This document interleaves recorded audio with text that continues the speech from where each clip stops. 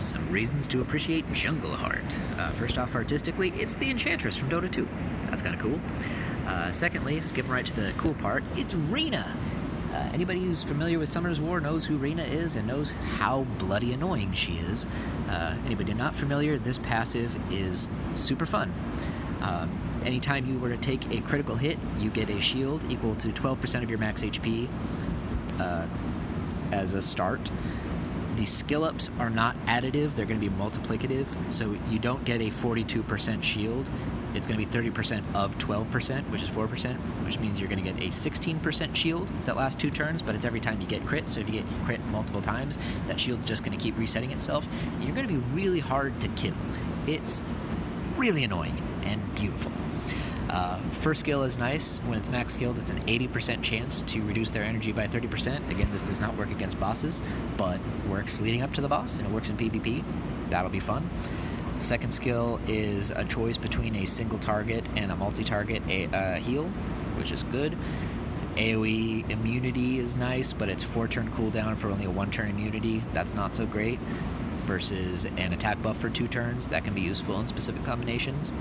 Speaking of combinations, if you don't want to use her for her Rina-ness, this is actually going to be really good. Increasing the buff duration by 1 and reducing negative effects by 1.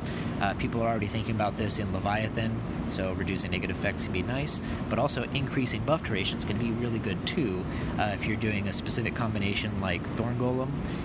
By closing that gap between when the buff falls off and when it can be reapplied, your combinations can last a lot longer, so that's really nice. The fact that you get 20% of your HP back is kind of cool, but doesn't really matter all that much. It doesn't really make a huge difference. This can be also good. It's kind of like a different version of Arena.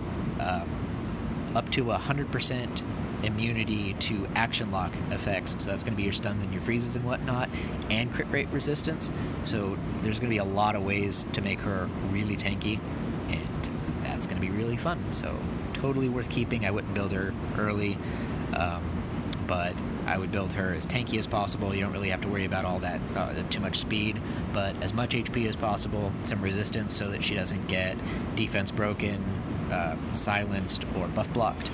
And that way, if you got those 3 things together, she's going to be really hard to kill. But do not, if you're using her for her second, third ability, do not pair her with somebody else that decreases crit rates, that gives you crit rate resistance, because you specifically want her to get crit. Because when she gets crit, she gets the shield. So if you give her crit rate resistance, she doesn't get crit, and then she doesn't get the shield, and then bad times